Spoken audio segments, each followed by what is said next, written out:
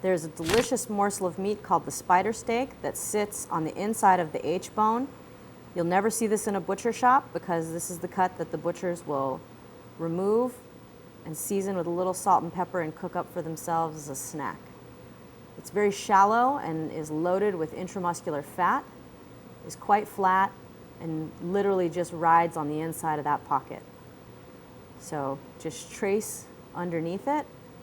You'll hit the bone of the hip bone or H bone in the process of removing it.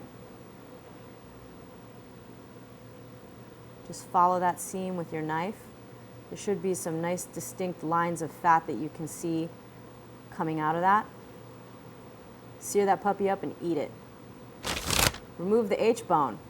The H bone is a socket bone that has the tailbone vertebrae still attached to it. Scrape some of the fat away so that you can see the bone with your knife. If you use the hilt of your knife, you'll have less chance of dulling the blade. That hilt of the knife works quite well for scraping alongside bones also because of the curvature of it. Then take the tip of your knife and trace along the edges of the H bone. You'll see from this angle that the section where my knife is meeting right now is the socket. Turning it for better visibility, you can then take your knife and see that ball and socket connection right there. In the H bone, there's a small circular hole where my finger is that you can use as a lever to create more of a division or opening. So just use that lever to pull that bone back. The ham will create a counterweight for you so that you've got better visibility when you're cutting along that seam. There's a slight hitch at the top that you do need to work your knife around, and then you just continue to roll the bone towards you and keep cutting with your knife angled against the bone so that a majority of the meat stays on the ham roast. So keep cutting down until you're able to remove the tail vertebrae.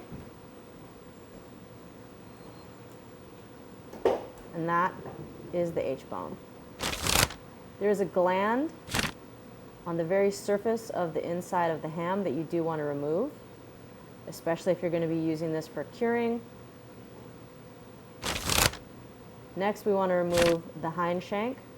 Now, the Hindshank is very easy to remove because there is a joint that moves back and forth that you can just follow with your knife. Look for the section where there is the most connective tissue. Cutting it from the front and then cutting around the back allows you to actually see that seam.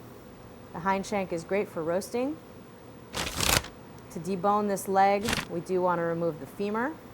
So you'll see there's a seam that I'm following with my knife, cutting straight down, exposing the femur bone, turning the meat around as I need to so that I can see what I'm working with. Just take the tip of your knife and angle it against the bone, and then as you need to, switching the grip on the knife so that you can cut through the meat and against the bone as neatly as possible. So you'll see, because I took that extra time to cut with my knife angled against the bone, there's very little meat left on the bone, if at all. So there's your femur, and that's what your finished ham roast can look like.